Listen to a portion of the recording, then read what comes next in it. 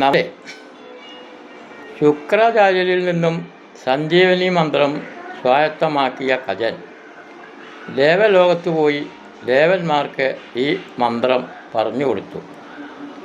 മന്ത്രമെല്ലാം ഗ്രഹിച്ച ദേവന്മാർ ഇത് എങ്ങനെയാണ് പഠിച്ചത് എന്ന വിവരങ്ങൾ പറഞ്ഞു തന്നാലും കജൻ അവിടെയുണ്ടായ സംഭവങ്ങൾ വിശദമായി പറഞ്ഞു കൊടുത്തു.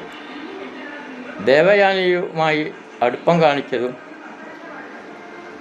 അസുരന്മാർ കൊന്ന് അരച്ചു കലക്കി ശുക്രാചാര്യർക്ക് കുടിക്കാൻ കൊടുത്തതും അങ്ങനെ ശുക്രാചാര്യർ അത് കുടിക്കുകയും ഞാൻ ശുക്രാചാര്യരുടെ വയറ്റിൽ അകപ്പെട്ടതുമായ എല്ലാം വിവരിച്ചു കൊടുത്തു. അസുരഗുരുവായ ശുക്രാചാര്യർ മന്ത്രം ചൊല്ലി വിളിച്ചപ്പോൾ അദ്ദേഹത്തിൻ്റെ ഉദരം പൊട്ടി ഞാൻ പുറത്തു വന്നു. ദേവയാനി അച്ഛനോട് എന്നെ കാണാത്ത വിവരങ്ങൾ പറയുകയും അതുപ്രകാരം ദേവയാനിയുടെ സങ്കടങ്ങളെ തീർപ്പാൻ വേണ്ടിയാണ് ശുക്രാചാര്യർ ഈ മന്ത്രം ചൊല്ലിയത്. അങ്ങനെ ശുക്രാചാര്യരുടെ വയറ്റിൻ്റെ ഉള്ളിൽ കിടന്ന് ഞാൻ ഈ മന്ത്രം ഗ്രഹിച്ചു. ഉദരം പറ്റി പുറത്തു വന്നപ്പോൾ ശുക്രാചാര്യർ മരണപ്പെട്ടു. അപ്പോൾ ദേവയാനിക്ക് വളരെ സങ്കടമായി.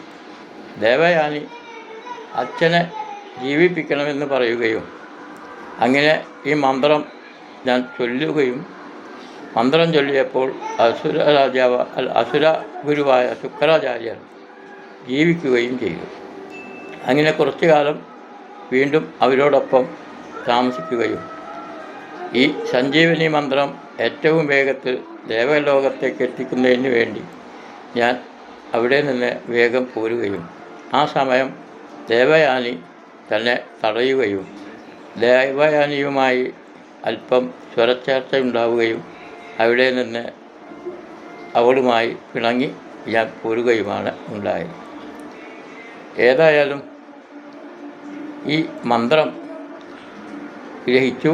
അത് ഞാൻ നിങ്ങൾക്കെല്ലാം പറഞ്ഞു തരികയും ചെയ്തു.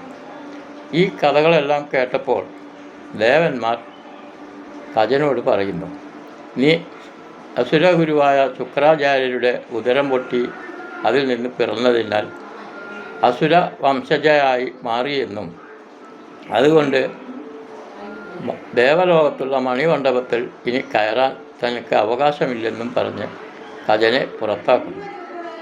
ഇതിൽ ശോഭിതനായ കജൻ ദേവന്മാരോട് ഇങ്ങനെ പറഞ്ഞു, ഇനി ഞാൻ അസുരവംശത്തിൽ പിറക്കുകയും നിങ്ങളെ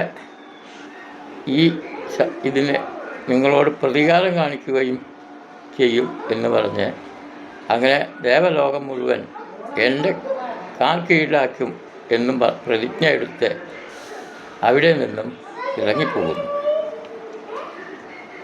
ഈ കഥയിൽ നിന്നും മനുഷ്യർക്ക് പലതും പഠിക്കാനുണ്ട് എന്നാണ് എൻ്റെ വിശ്വാസം.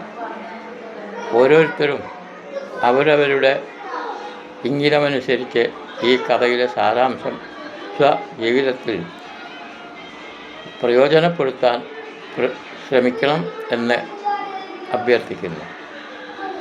ഓം നമഃശിവായ. ഈ കഥയെ ദേവയാനി ചരിതം എന്ന് പറയുന്നു. അടുത്ത ഭാഗം പിന്നീട്.